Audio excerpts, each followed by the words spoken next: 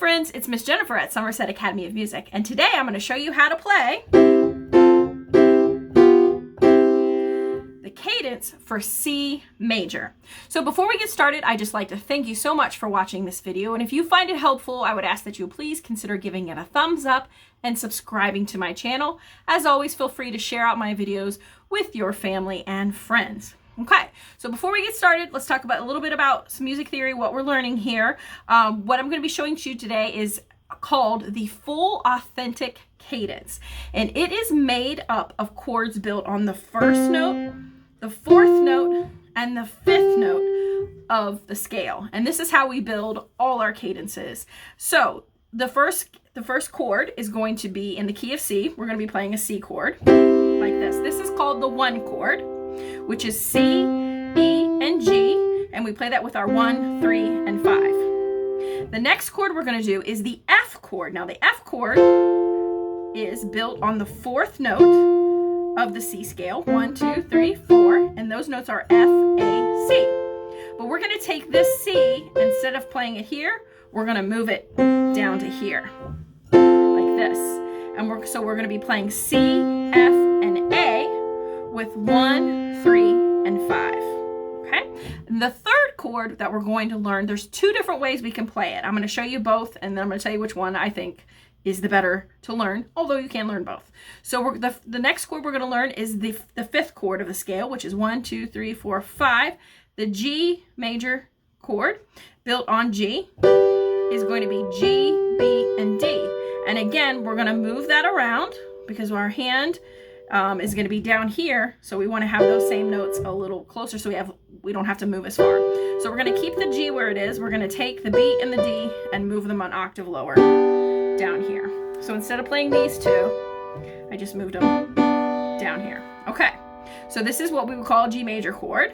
All right, now another way that this chord is often played is instead of just playing the 5th chord, we play what's called the dominant 7th chord. So that's going to be the same chord built on G, but we're going to be adding the 7th note of the G scale lower to half step. Don't worry if that doesn't make any sense to you right now. That's more advanced theory. Just trust me that those are the notes of the G7 chord, which are G, B, D, F natural. Then what we're going to do is we're going to, again, move these notes down lower. We're going to take the F, and instead of playing it here, we're going to play it here. Then we're going to take the D, and we're just going to get rid of it. We're not going to play it at all. Again, that's theory for another day. Then we're going to take this B and move it here. And this becomes what we call a G7 chord. So you can play either the G chord or the G7. Most of the time, the dominant 7 sounds really great, which is what this is, what we call the 5-7. But sometimes songs will have that. It's just 1 note difference. It's just making a change. And you can also play all 4 notes. You can put that D back in if you want. But the way that I think it's best and easiest to learn it at first would be playing B with your thumb, F with your 4, and G with your 5. Okay, so this is the order in which we're going to learn those chords is we're going to play the 1 chord, the 4 chord, back to the 1 chord, then we're going to do the 5 chord. We're either going to do just the 5 chord or we're going to do the 5-7, what we call the dominant 7. Okay, so let me go through that. I'll go through that a little slower.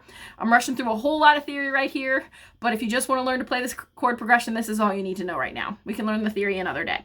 Okay, so we're going to start with that C chord. So 1, 3, 5 on C, E, G. Then we're going to go to the F chord, C, F, A with 1, 3, 5. Back to the C chord, 1, 3, 5. I'm going to do the dominant 7, the G7. We're going to do 1, 4, 5. Notice this is the only time we've used our 4th finger. 1, 4, 5 on B, F, G. And then we end back at the C chord. And that is our full authentic cadence. Sounds and looks like this.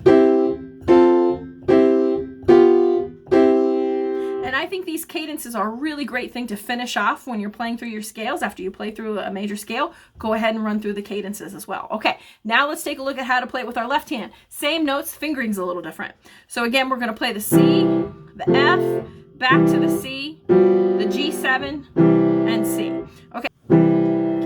We've got C, E, G with 5, 3, 1. Then we're going to go to the 4 chord, which is the F.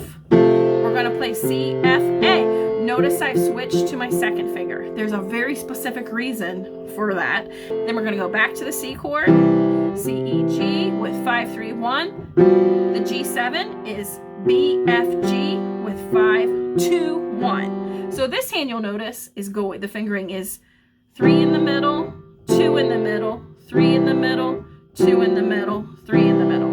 So the left hand switches back and forth from 3 and 2, where the right hand is doing 3, 3, 3, 4, 3. So when you put this together, that's where the real trouble is going to be. So let me go through those left hand one more time, and then we'll try putting it together. So there's our C chord, F, C, G7, back to C. So once you've mastered doing hands separately, then you can start to put them together, and it's going to look like this. C chord, F chord. Notice the right hand's using 3, left hand's using 2. Back to the C chord. Then we've got our G7, right hand's 4, left hand's 2, back to C.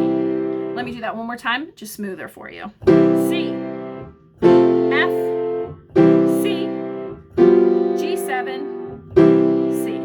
And that is our C major full authentic cadence. Thank you so much for watching, and I will look forward to seeing you in the next video real soon. Thank you.